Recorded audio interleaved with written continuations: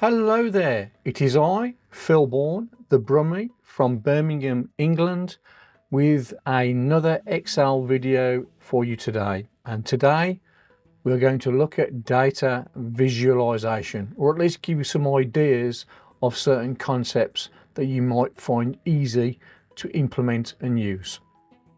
Let's get this. Okay, I have my table by salesperson and by quarter for 2023, their total sales. So I want to get a few things in here. I want to be able to get the totals by salesperson, and then the totals by quarter, and obviously my overall sales here. Also, I want to get some trend lines here so I can see the trends by salesperson. What's the trend? And I also visually want to be able to see which numbers fall in my top 10% and which fall in my bottom 10% in this table. So let's do that first. So the easy way to get my totals is I'm going to highlight. So I formatted this as a currency, and I've formatted this as a currency, and I've made them bold. So what I'm then going to simply do is highlight all the numbers and the total column. I'm going to hold down the Alt key and press the equals key, and it summed them up automatically. I'm then going to highlight this row, and I'm going to hold down the Alt key and press the equals key, and it's giving me the totals. Done. It's that quick. So let's get some trend lines here, and we're going to use the Sparkline functionality in here. So again, I am going to highlight this column. I'm going to do insert, and on the Sparklines I'm going to choose the line. Now it's asking me for a data range here, so I'm going to select the up arrow. I'm going to select all these columns in line with what I've got selected there, and hit the down arrow here and click OK. So now I've got my Sparklines here, and I can see the trend. So what I'm going to do is I'm going to put some markers in there. So with the Sparklines, on the Sparkline options here, I'm going to select markers, so I can now see the trend by quarter on these Sparklines. So that's got my trend information. Now I want to see what the top 10% is and what the bottom 10% numbers are. So I'm going to highlight this whole area with the numbers by quarter, and I'm going to go to conditional formatting, and I'm going to use the top bottom rules, and I'm going to select the 10% here. And I'm going to make this one, fill it with green and dark green text like so, and click OK. So there I've got my top 10% identified. Now let's identify the bottom 10% numbers. Again, conditional formatting on the home ribbon, top and bottom, and this time I'm going to select the bottom 10%, and I'm going to go with the red fill with the dark red text there and click OK. Brilliant. So now visually I can see the trend by quarter by salesperson. I can see who falls in the top 10% as far as the quarter sales scores, and who falls in the bottom 10%. Now, as far as the yearly totals, I want to understand who are my top sales people who have got sales and scored sales over 1 million, or whatever number I put in this cell. And I want to look at that, and I want to see who is my top sale person down to the bottom based on that criteria. So I'm going to do that over here, and I'm going to use the filter function. So the first thing I'm going to do is I want to filter this information based on these totals being higher than 1 million. So I'm going to do equal sign here, filter, open bracket. My array is going to be these numbers, so from the salesperson all the way to the total. I'm going to do comma. My criteria to include is going to be the totals column, and it's where it's greater than this number here in C17. which happens to be 1,000,000. And I'm going to close that bracket. Great. So it's now filtered this, but it's also included all this information. And I don't want this information. I only want the salesperson and the total sales here. So what I'm going to do here is I'm going to wrap this in another filter. And here's a useful trick where I want to include and exclude certain columns here. So filter within a filter. So filter again, open bracket. The original filter we did is my array. I'm going to press a comma. And then I'm going to put an array within an array by using the curly brackets or the squiggly brackets. And I'm going to use binary coding. 1 to represent I want the column to be included, and a 0 to say that I want the column not to be included.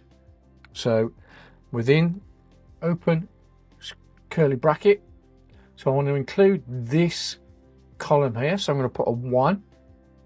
And because I'm referring to columns and not rows, so a row would be a semicolon, but I'm working with columns here, so I'm going to go comma.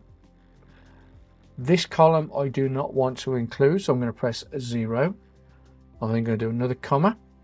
I do not want to include this column, 0.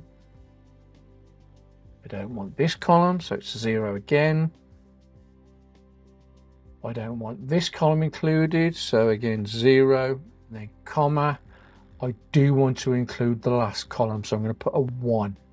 I'm then going to close the squiggly bracket like so, and then close the bracket.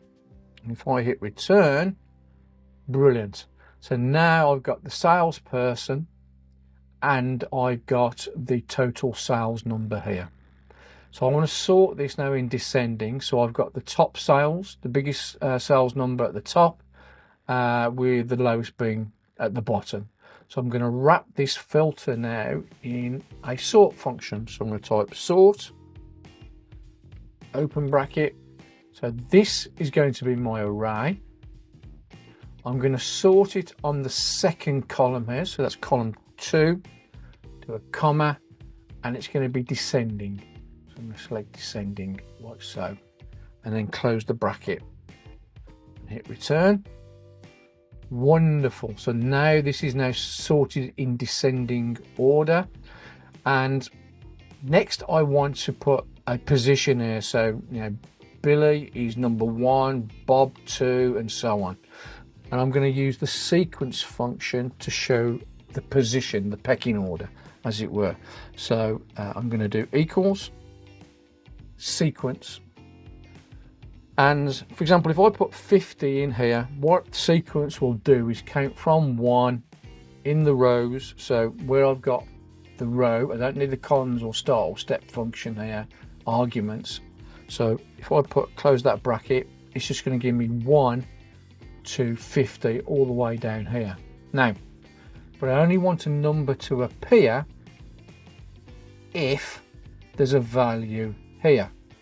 And the way that I'm going to do that is instead of putting 50 or 10, is I'm going to use the count A function. Now, count A function counts anything in a cell, whether it's text or a number. So count A, open bracket. I'm then going to select the first cell, and let's say make this to cell 100, for example. And then if I close that bracket, so what it'll do is return a number. So in this instance, it'll count 4, 1, 2, 3, 4, and it should just give me then a sequence up to 4.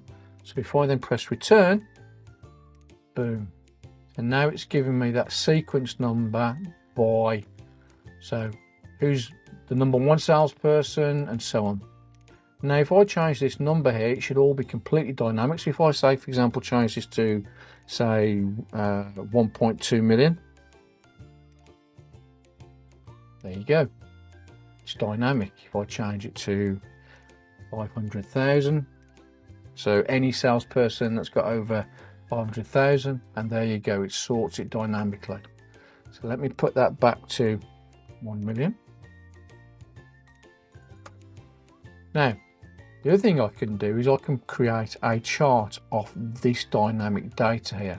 So let's put a bar chart in here to visually show the top salespeople. So again, I'm going to select this portion here, do insert, and I'm going to choose this bar chart here. Select. I'm going to add let's move this down to here.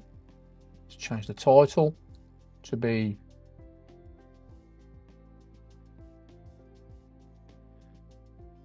top salesperson or people 2023. So that's my title here. I am going to add data label so we can see the totals there above it. Wonderful. And again, based on that being associated with this dynamic spill range, this filter range, if I change this to, again, let's make it 1.2 million, you'll see that this becomes dynamic also. Again, if I go 500,000, and again like so, and obviously if I just play with that,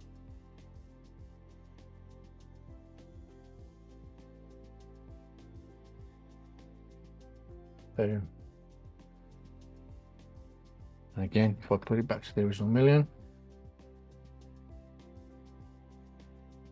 it works. I'll just go view, take off my grid lines. I can then see some really useful information, my top salespeople, with a chart and some visualization on a table. And there you go. I hope this gives you some ideas how you yourself can create some visualization to make the data content more useful to your stakeholders, and also how you can use the new filter functionality and spill functionality of Excel to create some real dynamic content and dynamic charts. If you found this video useful, please like, subscribe, and click the notifications button to get future content. I wish you a wonderful day wherever you are in the world, and please take care, and I look forward to seeing you in the next video. Bye bye now.